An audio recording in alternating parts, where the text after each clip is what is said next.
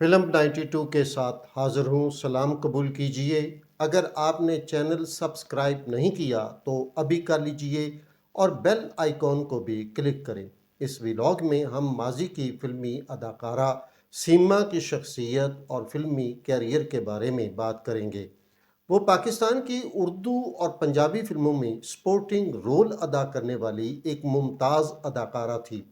بعض فلموں میں اس نے یادگار اداکاری کا مظاہرہ کیا۔ مشہور اور مقبول فلم مولا جٹ میں وہ سلطان راہی کی بھابھی کے کردار میں بہت مشہور ہوئی۔ سیما لاہور میں پیدا ہوئی۔ اس کا اصل نام شمیم کوثر تھا۔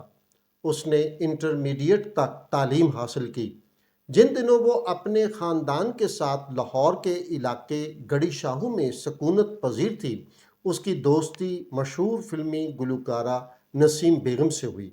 نسیم بیگم اس کے چہرے مورے اور نسوانی کشش سے بے حد متاثر ہوئی۔ سیما کو فلموں میں کام کرنے کا شوق ہو گیا، جس کا اظہار اس نے نسیم بیگم سے کیا، جو پہلے ہی اس کی شخصیت سے متاثر تھی۔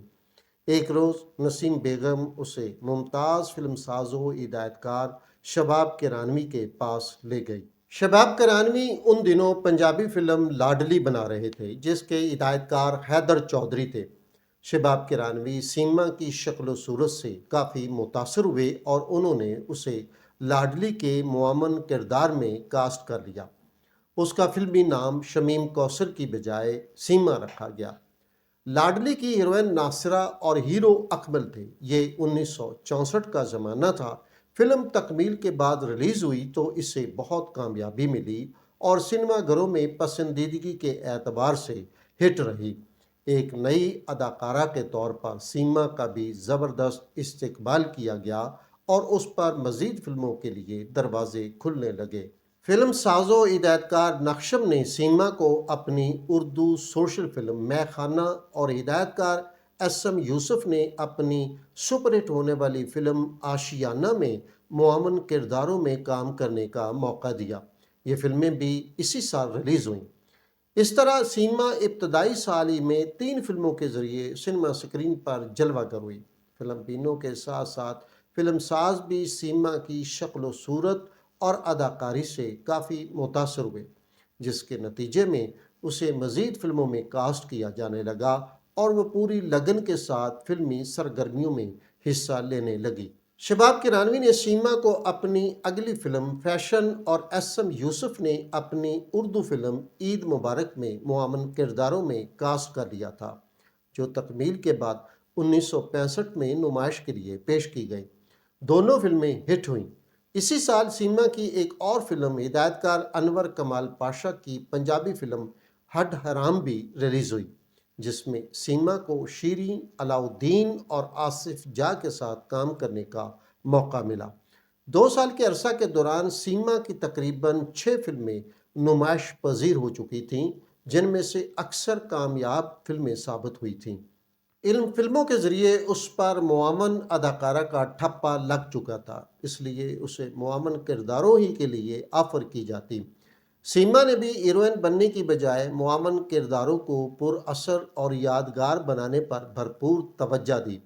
یہی وجہ تھی کہ خوبصورت شکل کی حامل سیما فلموں میں ماں، بہن، بھابھی اور سہیلی سمیت ویمپ کے کرداروں میں مشہور ہو گئی۔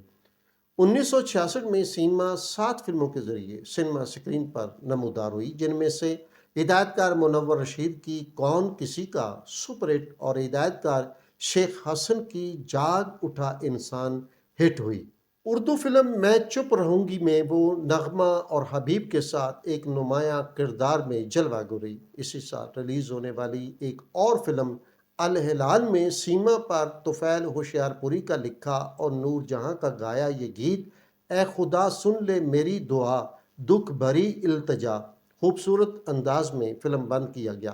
1967 میں سیما 6 اور 1968 میں 13 فلموں میں جلوہ گر ہوئی، جن میں سے خلیل کیسر کی ماں باپ، ایس سلیمان کی آگ، ظفر شباب کی سنگ دل، ہدایت کار ریاض کی سسی پنو اور حیدر چودھری کی بیٹی بیٹا کامیاب فلمیں ثابت ہوئیں۔ ریاض احمد کی کاسٹیوم فلم نادرہ میں سیما اور اداکارہ زلفی پر ایک مزاحیہ گانا اری و لیلا کی خالہ میرا نکل گیا دیوالا فلم بند کیا گیا۔ سیما کو معاون اداکارہ کے طور پر اردو اور پنجابی فلموں کے مختلف کرداروں میں کاسٹ کیا جانے لگا تھا، جس کی وجہ سے وہ فلمی دنیا کی معروف اداکارہ بن چکی تھی۔ 1969 میں وہ 11 اور 1972 میں 18 فلموں کے ذریعے سنیما سکرین پر آئی، جن میں سے ایم جے رانا کی ہٹ پنجابی فلم چن ویر، حیدر چودھری کی ہٹ فلم عشق نہ پوچھے ذات، کیفی کی سپر ہٹ ہونے والی فلم جند جان، ظفر شباب کی کوچوان، خلیفہ سعید احمد کی سپر ہٹ تخلیق انورا، ریاض احمد کی چور نالے چتر، شباب کرانوی کی سپر ہٹ ہونے والی اردو فلم انسان اور آدمی، ہدایت کار مسعود پرویز کی لوک عشقیہ کہانی پر مبنی ہیر رانجھا، خواجہ سرفراز کی ات خدادہ وید اور ایس اے اشرفی کی دنیا مطلب دی قابل ذکر فلمیں تھیں۔ 1970 کی دہائی میں بھی سیما فلموں میں بھرپور انداز میں جلوہ گر ہوتی رہی، جن میں زیادہ تر پنجابی فلمیں شامل تھیں۔ سیما پر ماں کا گیٹ اپ بہت جچتا تھا، اسی لیے انہیں پنجابی فلموں میں ماں کے کرداروں میں لیا جانے لگا اور سیما ان کرداروں میں جذبات کا بہترین انداز میں اظہار کرتے نظر آئی۔ یہ سیما کے دور شباب کا عروج تھا۔ کہتے ہیں ان کا ذکر اکثر اداکار شاہد کے حوالے سے خبروں کا موضوع بنتا رہتا تھا۔ وہ بھی ان حسیناؤں میں شامل تھیں جو اس دل پھینک ہیرو کے آس پاس تتلیوں کی مانند اڑتی نظر آتی تھیں۔ سیما کے فلمی کیریئر کا بہترین سال 1975 تھا۔ اس سال اس کی تقریباً 27 فلمیں نمائش کے لیے پیش کی گئیں، جن میں اکثریت پنجابی فلموں کی تھی۔ وہ سن 2000 تک لگاتار کام کرتی رہیں، تاہم اس کے بعد بھی انہیں اکا دکا فلموں میں دیکھا گیا۔ 2001 میں آخری مرتبہ ان کی ایک سال میں 3 فلمیں مہر بادشاہ، مرتے دم تک اور شہر لاہور ریلیز ہوئیں۔ غالباً 1970 کی دہائی میں سیما نے عدنان نامی ایک شخص سے شادی کر لی جو چند سال تک ہی برقرار رہ سکی۔ شادی کے نتیجہ میں سیما کے ہاں کوئی اولاد پیدا نہ ہوئی۔ سیما نے 2009 تک تقریباً 300 فلموں میں چھوٹے بڑے کردار ادا کیے، جن میں سچا سودا، اصغرا، آسو بلا، آنسو، عشق دیوانہ، اچا شملہ جٹ دا، سجن بے پرواہ، ظلم دا بدلہ، چند تارا، دامن اور چنگاری، بلا چیمپئن، غلام، بڈھا شیر، پرچھائیں، شرافت، خطرناک، جادو، شریف بدماش، وحشی جٹ، نوکر، زمین آسمان اور سخی بادشاہ قابل ذکر ہے۔ سیما کی بہترین اداکاری سے آراستہ فلموں کی ایک لمبی فہرست ہے، جس کا ذکر اس ولاگ میں ممکن نہیں۔ بہرکیف وہ اپنے انداز کی ایک منفرد اداکارہ تھی۔ فلمی کیریئر کی آخری 2 دہائیوں میں اس نے فلموں میں ماں کے کردار ادا کیے۔ 1979 میں ریلیز ہونے والی ہدایت کار یونس ملک کی بلاک بسٹر فلم مولا جٹ میں سیما نے سلطان راہی کی بھابھی کا کردار منفرد انداز میں ادا کیا، جس کی وجہ سے یہ کردار عوام میں بے حد مقبول ہوا۔ فلم میں جب بھی وہ سلطان راہی کو مولیہ کے نام سے پکارتی تو وہ کسی جن کی طرح فوراً حاضر ہو جاتا۔ سیما نے ہدایت کارہ کی حیثیت سے 1992 میں ایک فلم آگ بنائی۔ 2009 میں ایک کار ایکسیڈنٹ میں سیما کی ٹانگ ٹوٹ گئی، جس کی وجہ سے وہ بستر پر آ گئی۔ اس کی ٹانگ دوبارہ ٹھیک نہ ہو سکی اور وہ چلنے پھرنے سے عاجز ہو گئی۔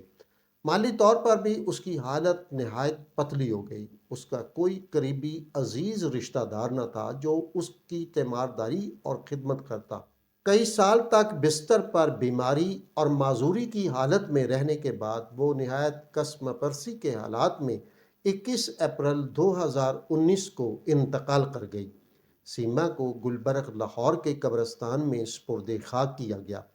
وہ تقریباً 10 سال تک بیماری اور غربت سے تنہا لڑتی رہی۔